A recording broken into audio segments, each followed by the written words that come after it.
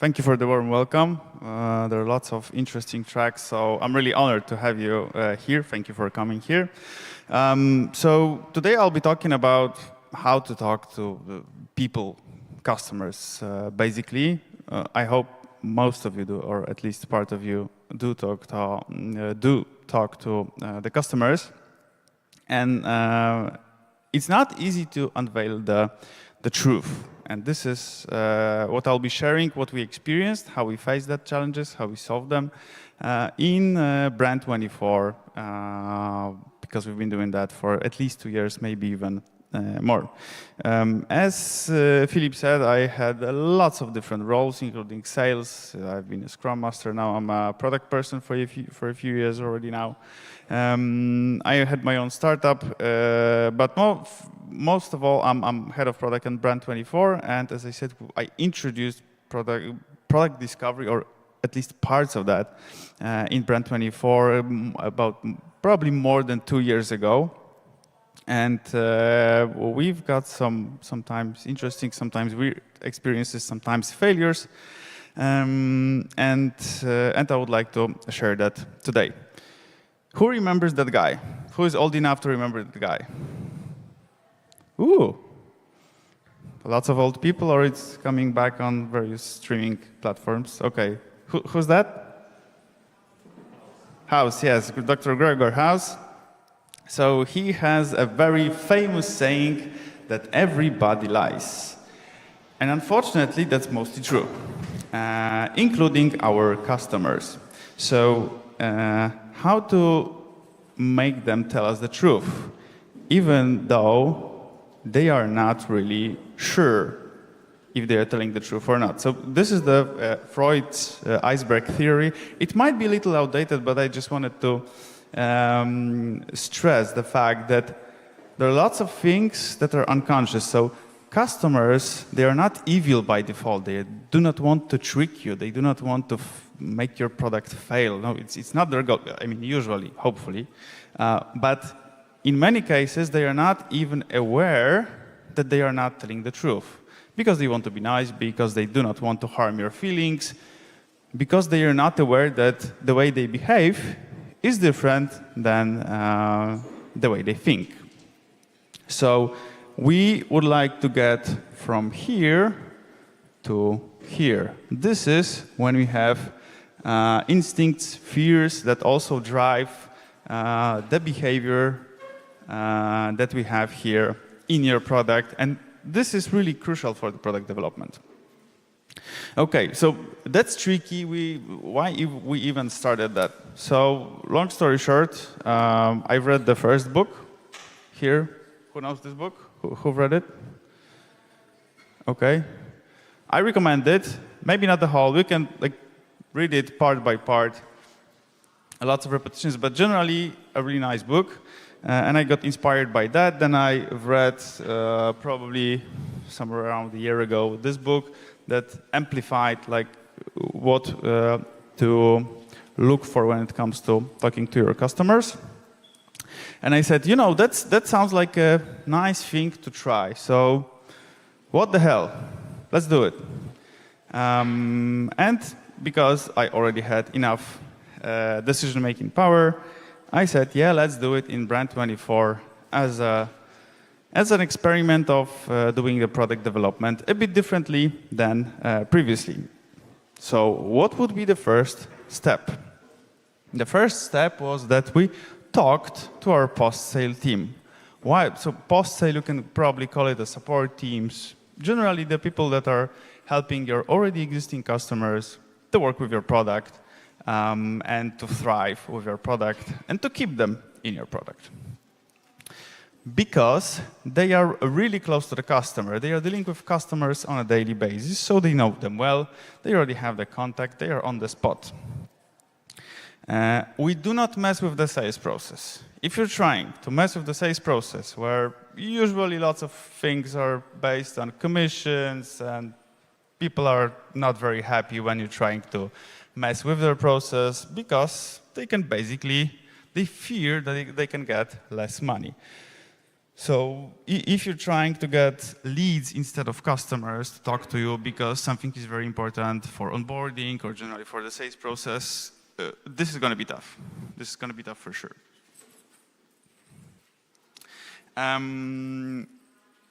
The customer support or the post-sale team has also a lot of issues with the customers. They are, yelling, telling different things usually.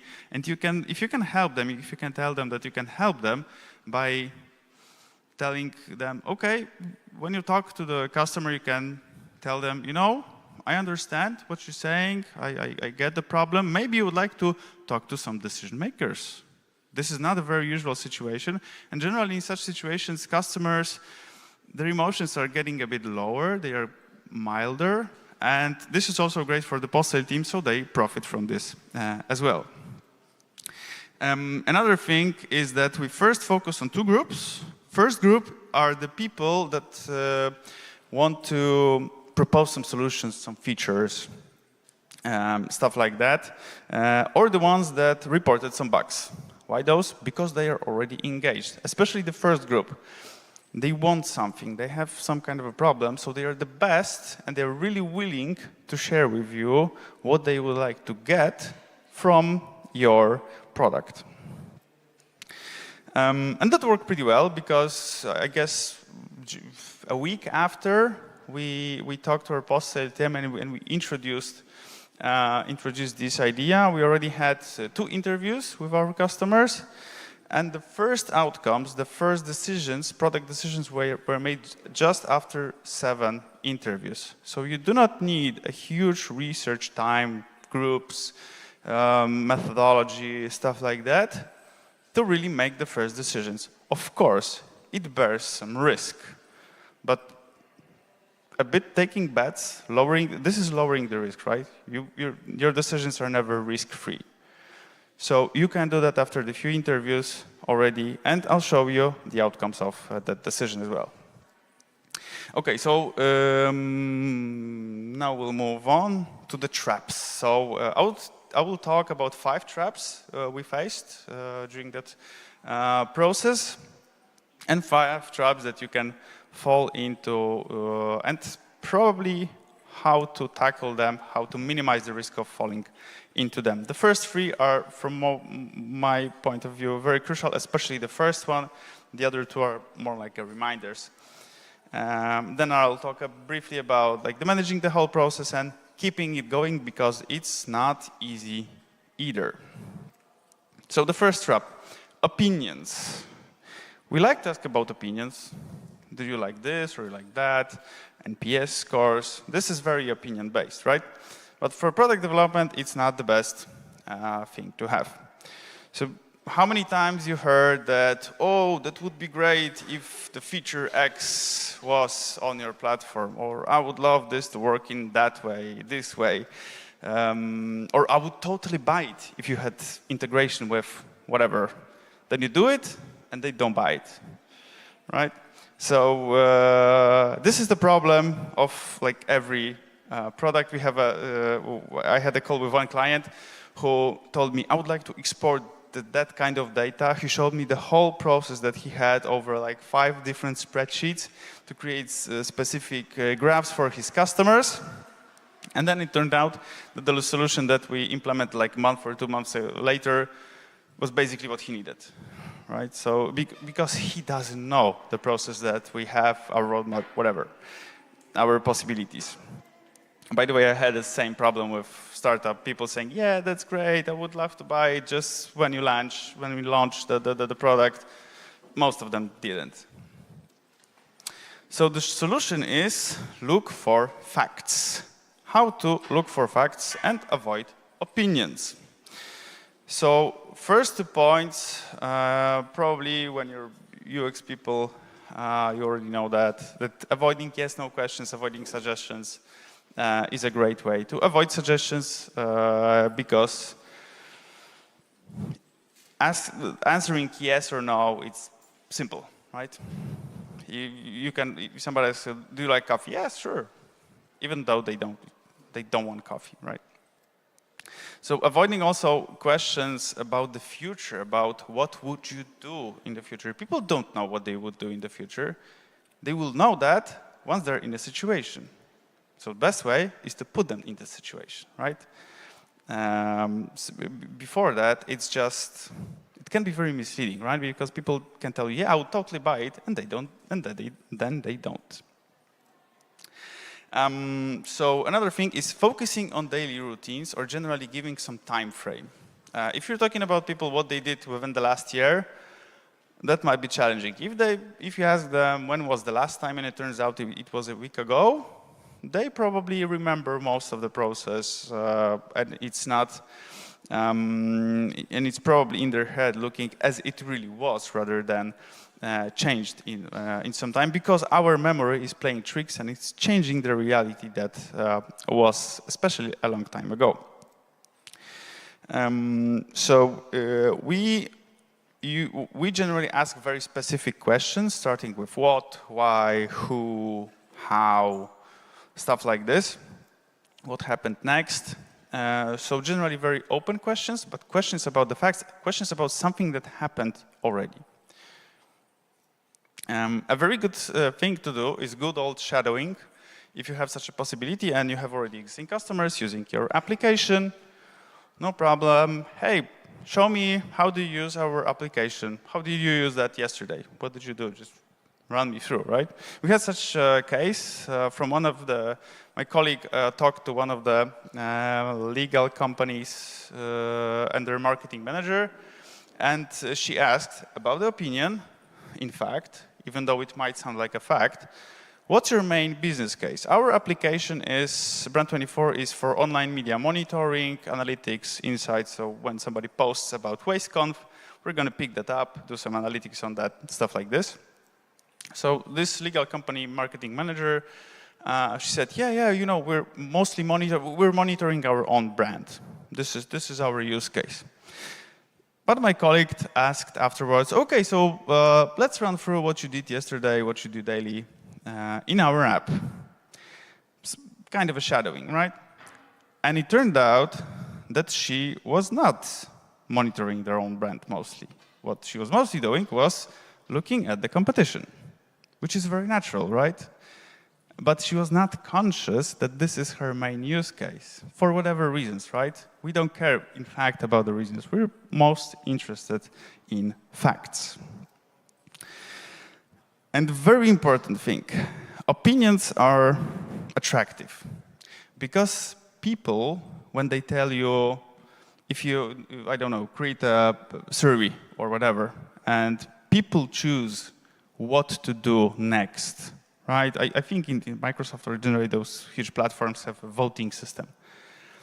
And people can vote, and that's attractive because it's not your decision. If something goes wrong, people are not buying the stuff, okay, it wasn't our decision. Customers told us so, right? So it's not our fault. You can't blame us. But the fact is, we should blame us, right? Because this is our responsibility, and this is our job to decide what to do next. Even though the customers are not telling us the truth. It is our job to unveil the truth. So let's move on to our main case, the biggest case for now, I guess. So the comparison view.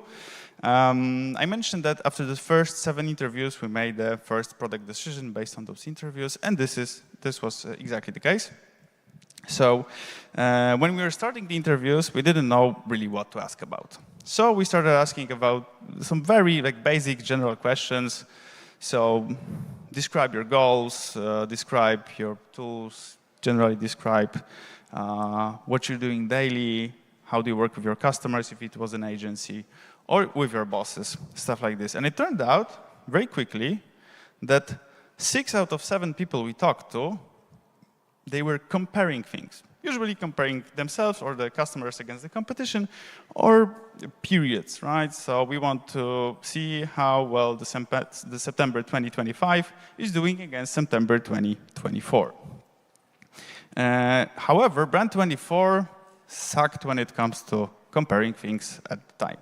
Even one of the customers told us, Brand24 is a great tool, but not for comparing things. So we had a very huge need, very regular need, that was not supported by our tool. And interestingly enough, nobody in our company was thinking about rebuilding the comparison view. No one. We're thinking about different views, everybody had their idea. And when I shared that, it was like, well, that's so obvious because we are comparing ourselves against the competition, and September this year versus September last year as well. Like, why didn't think of that, right? For whatever reasons, everybody has their idea. So we did that. We changed our priorities. We focused on this. This is one of the views that we present. I mean, it's nothing fancy, right? It's not changing the world, but it's helping customers tremendously. And the result was that all the metrics like usage, retention, stuff like this, more than doubled over a very short period of time.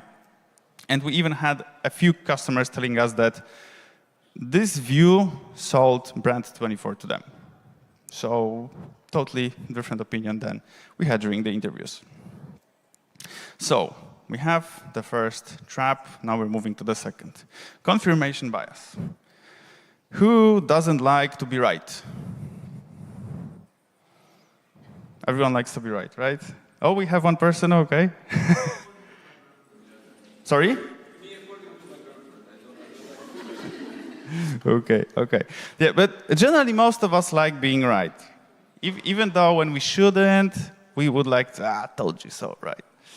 So the same thing is about talking to customers, but it's not about being right always, it's about doing business.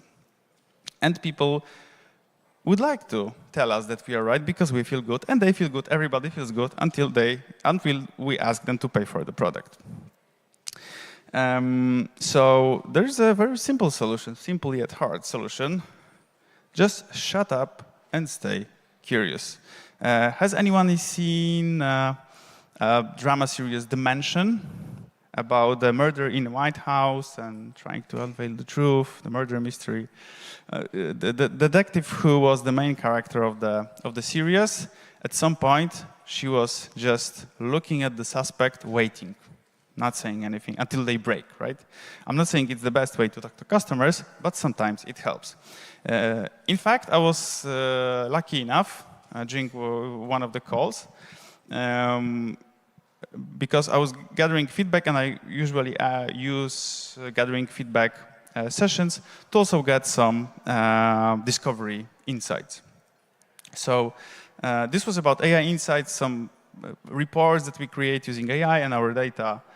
It's not important. And the lady that I was talking to told me, yeah, because I guess the AI insights can be better. And I was ready to tell her, to jump into the conversation and tell her, yeah, we're planning that. It's going to be soon. It's going to be awesome, right?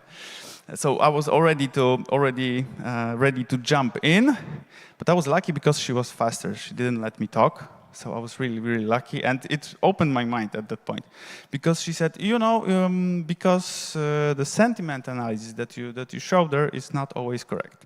Sentiment analysis is a totally different feature, a totally different solution that helps all the other features in the whole system. And it turned out she gave me a few examples, and we are using these examples for working on a sentiment analysis engine currently in our work. So because I was not quick enough to jump into, and she was quick enough to follow up, it turned out that what I was thinking was totally different than what was the real cause of the problem. So how not to fall into that? Some pretty basic rules. Let them talk. In fact, you should talk probably around 20% of the time, I guess. Follow-ups, digging more, are trying to understand, but they should be the ones talking for sure. And staying curious, like imagine that they are not your customers, they are your friends that you really want to understand their job, and it's really hard, so you need to stay focused and you need to stay curious. Okay. All right. So this was the second trap. This was way quicker than the first one. The third trap is what I call the silo thinking. We are working on our apps probably 6 hours a day, 10 hours a day, whatever. But we are working usually, like the platform that we're working on is most of our life, our work life. However, for the customers, it's sometimes 2 minutes of their life daily, maybe less, maybe they use it only like on a weekly basis. They have a lot of other things going on, right? So we need to jump from thinking about the app or the platform as the center of their life into being just a part of their life. So asking about environment, very, very important. We did that, for example, when we had a reporting case, so we wanted to embrace reporting, and we started with the very simple question, when was the last time you did a report? So they told us, oh, a week ago, a month ago, and so on. We already got some idea like how frequently it is, if it's a huge problem, and then we followed up, okay, what kind of report, what kind of data, can you share the report maybe? Some of them even did. So we got the idea what were the real needs, and it turned out that most of them needed an editable version of any report because they were snipping the views and putting them into PowerPoint presentation, which doesn't look very professional. So again, a pretty simple solution, nothing really fancy, but doing a really nice, very good looking PowerPoint reports that they can just put into their presentation. Or edit if needed, because they needed to edit some data sometimes, not to look bad in front of their bosses, for example, or their customers. And this is what they struggled with. Very, very simple solution. So how to avoid that? Again, being curious. I guess being curious is one of the most important things in discovery interviews. So it's always, but not only being curious about your app, but also being curious about the whole process, what people are doing. Even, if they have kids, right?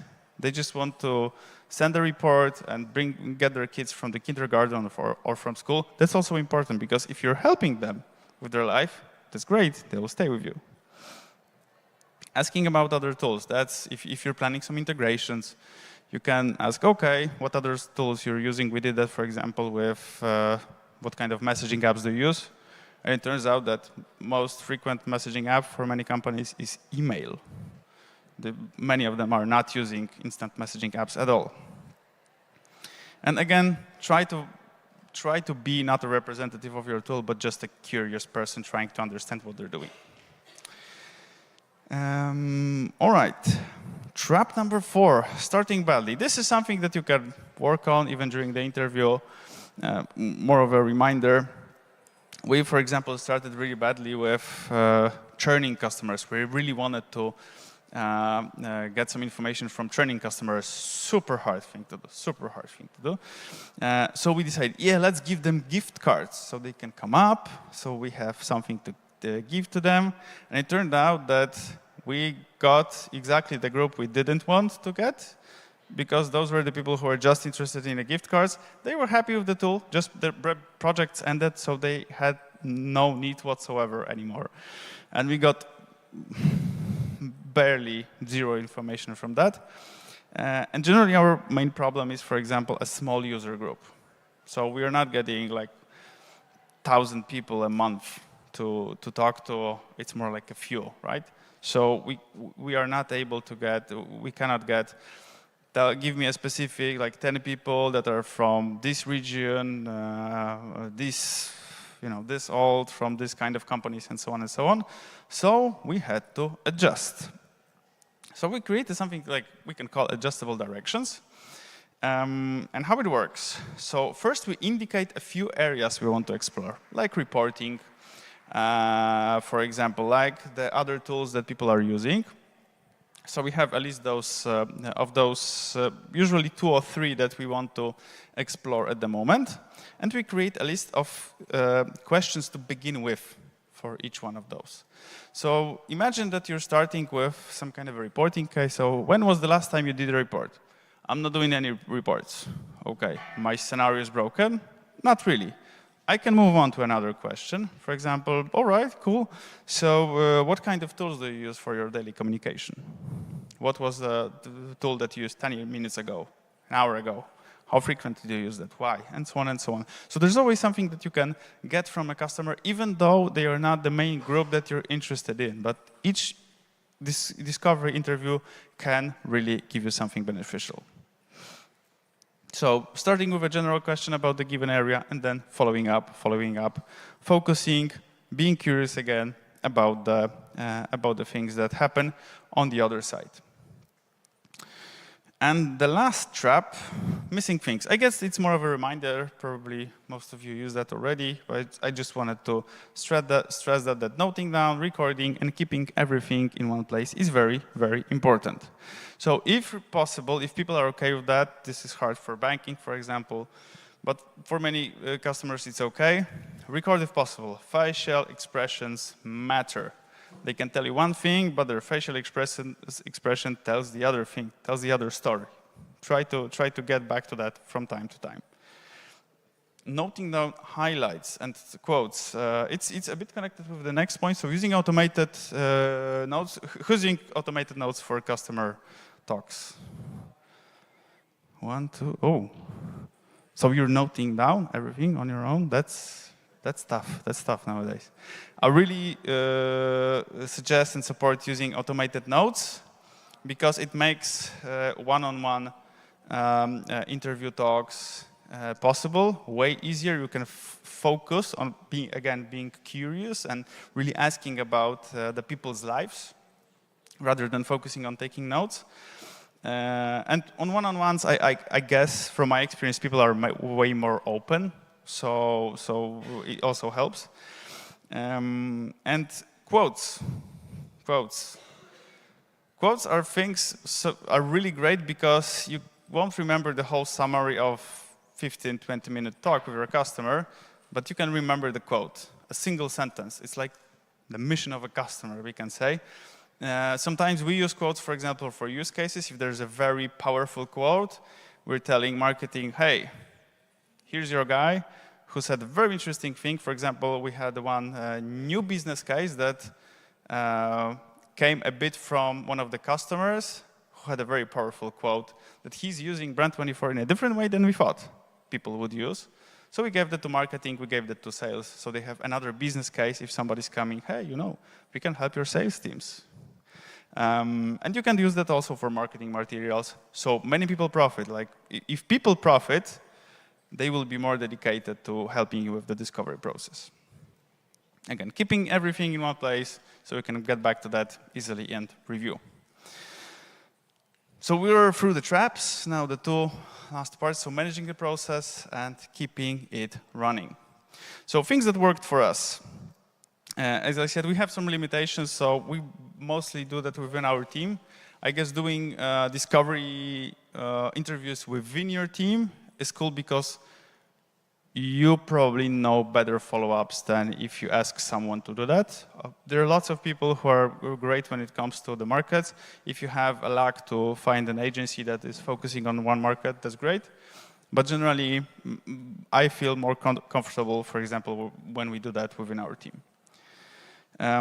Adjusting to your limitations, so as I said, we have a small, kind of a small user base, so we adjust to that with our adjustable directions. I saw on a poster about the analytics and like quantity versus quality. We do that as well. We mix it. Sometimes the analytical job gives us the directions to ask about the customers, and the other way around. Sometimes we get some hypotheses from customers, answers, and we try to get some data to support it or reject the idea. Reporting regularly to the whole company, so everybody can get some piece of information because it's also a food for thought for them. And sharing the most important findings right away.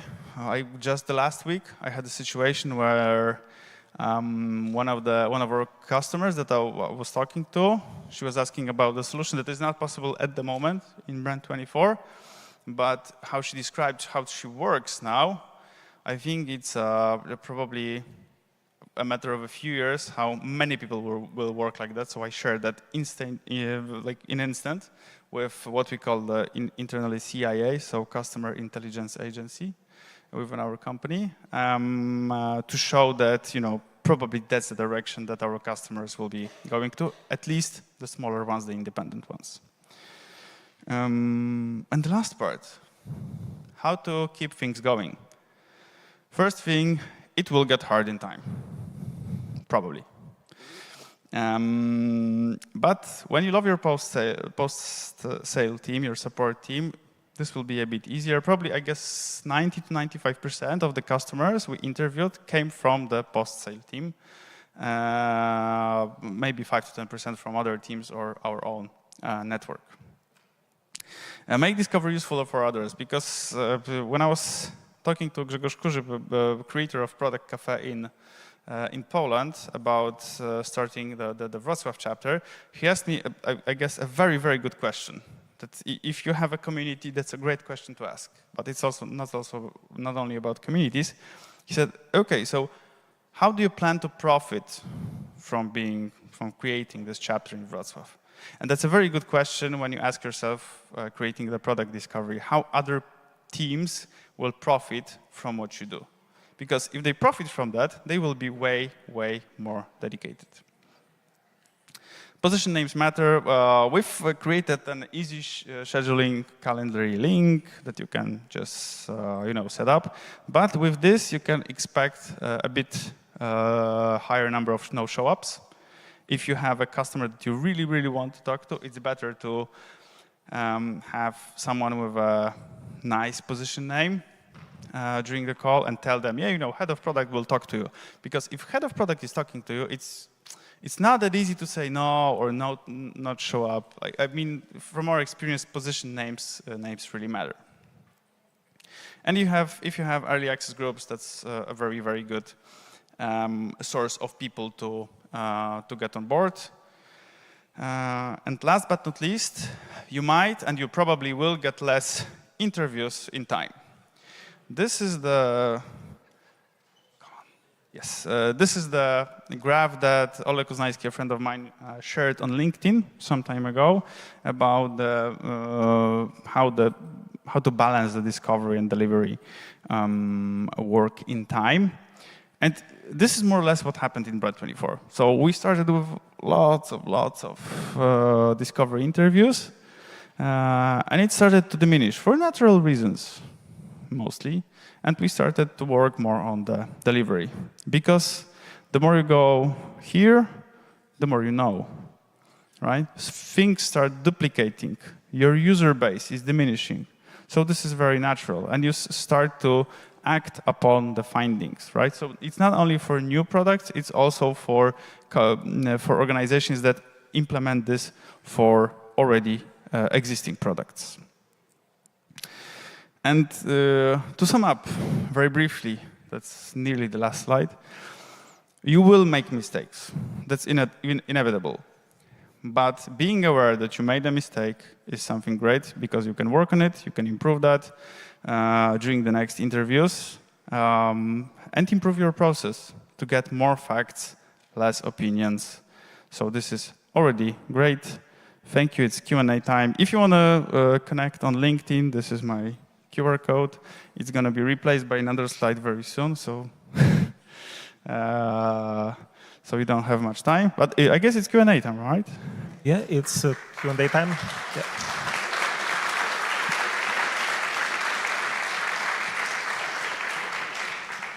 And we have additional 3 minutes for the Q&A, so that's good for us. Okay, so I will start off with one question from my side, because I was also trying to use the sales to recruit people for the research. And quite usually they were choosing their favorite customers. So the ones that they were... Sorry, what kind of customers? Their favorite customers. So the people that they were quite sure that will give us only the positive answers, that will say that they love our company. How did you facilitate the process of getting the right people for the interviews, regarding that you had more than 90% of all of the participants coming from the post-sales? Well, we adjusted, right? So if we see that somebody is very, very positive, we're trying again to move. When they're like, yeah, we love your app, we're trying to forget that. Like, let's go straight to the facts. Even if they are loving your app, there is always something painful, and that's a hint, right? So we work with what we have, and this is why we also really wanted to ask the post-sale team to get on board people who reported bugs. Because those are the people that are already a bit angry, very angry, super angry sometimes. So not only the favorite ones, the ones that are saying, yeah, great, but getting the people that report bugs, that's a very good source, I guess. Okay, thanks. So it seems like a quite useful mix of people. Okay, so if you want to ask your question, just please raise your hand. There is my colleague here who will come with the microphone. Also, you can use the Ways app, so I can read your questions aloud.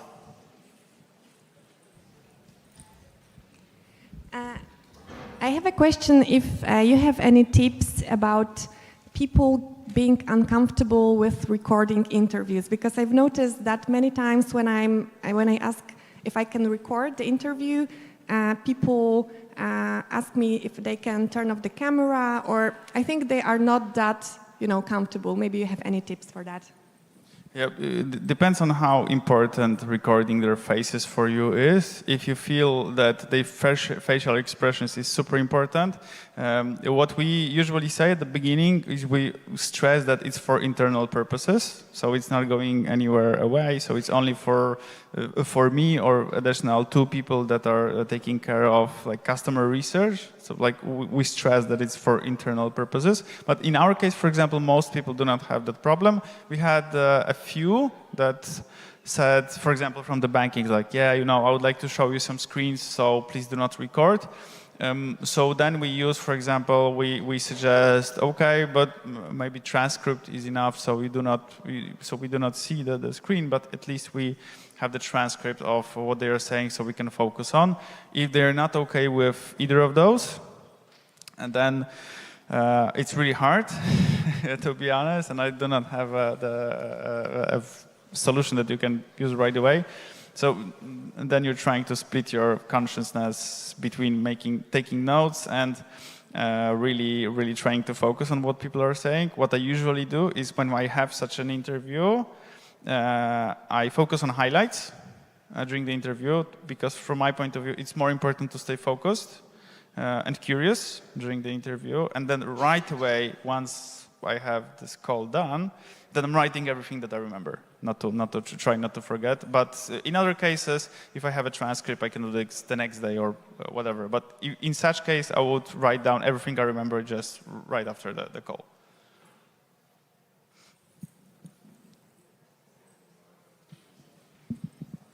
Hello, I just wanted to ask if you treat your customers individually or more like statistically, so as a group. And if you go not individually, so as a group, can you say that a bit louder, because I'm not sure. Oh, sorry. Okay, so I was asking if you treat your customers individually when you do the interviews, or as a group. So for statistic purposes, when they tell you what are their pain points, what are their ideas, when do you, for example, if you treat them as a group, when those ideas are outliers, or the bugs they want to mention are outliers, so the statistically unimportant parts, so that you omit them, or you do not treat them as so, but maybe as eccentric ideas. What's the treatment there? So we try to report the outcomes quarterly. So in such a quarter reports, we group them a bit. But generally, we do not have like hundreds or thousands of interviews, so there's no such a huge need to put them into groups.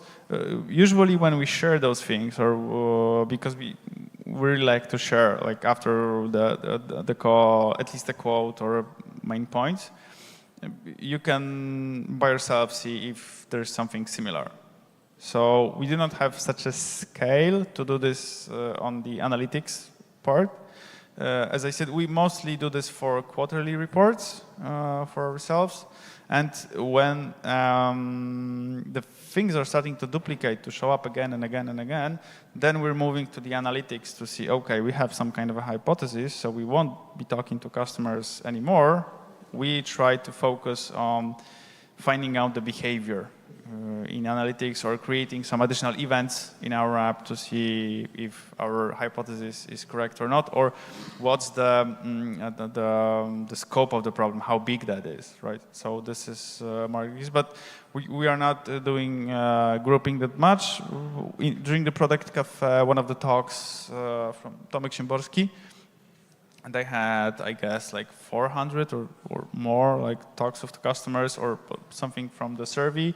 And then they used some grouping, for example, into 4 main problems. I don't know how they did it exactly, but you really need to have a huge scale. It's not our case. Thank you. Okay, I have a first question from the mobile app, so I want to celebrate it to boost the adoption of this feature. So how to differentiate sales opinions versus opinions from real actual clients, as it might be biased, in case when you don't have the access to the customers? You have to have access to the customers. Plain and simple. No, really. If you do not have access to the customers, there's always a proxy, so there's always a chance of misleading, misunderstanding, and so on. If you don't have access to the customers, get one. Really, find a relative, a friend, whoever who is a potential lead or a customer or whatever. Ask them for a coffee. Let's meet at, have some beer and stuff like this. Like, look for any way to talk to at least one customer. I guess we tried, for example, we're trying to train our post-sale team how to do product discovery questions, like to dig them. We really, when somebody comes up with an idea or whatever, we always like, what's the basic need? What was the last time, right? But they are not specialized in that, and they have other things to do, so they will never focus on what you should focus on, so really get to the customers. Okay, thank you. And we have no more questions from the app, so I've seen a raised hand before. Yeah.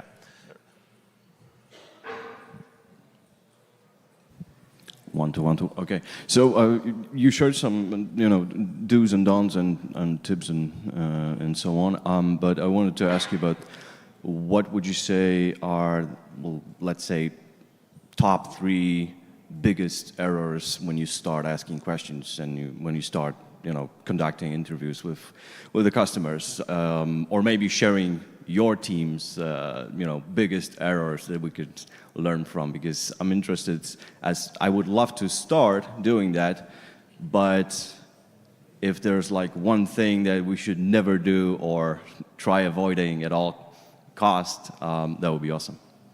So I would say that the first trap is the most important that I mentioned. So really getting into the facts. Getting into the facts, I think, is the most important thing to start with.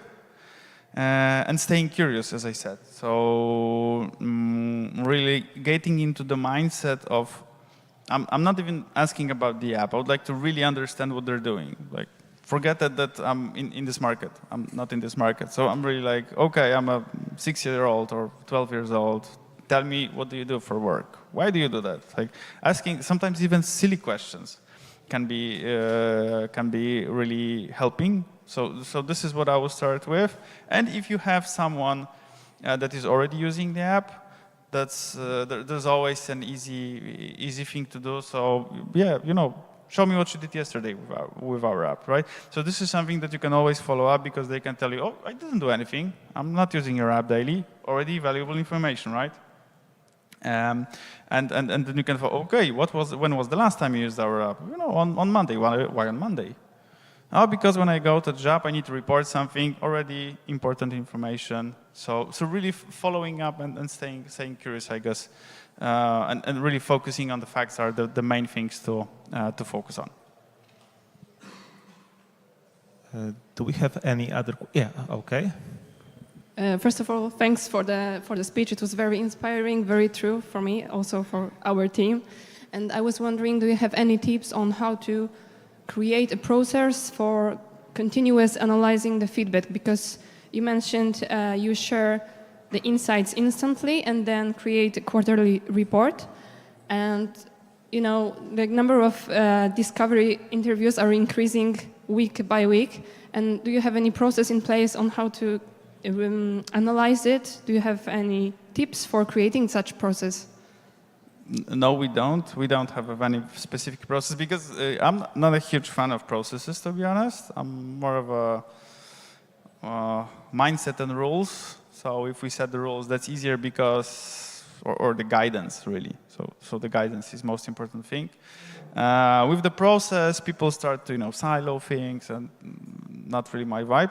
So I would say that including really the decision makers into the process, because the closer they are to the customer, kind of a process as well, you can find the outcomes and see if it changed month to month, like quarter to quarter, because this, in fact, in many cases, this feedback is not changing very fast.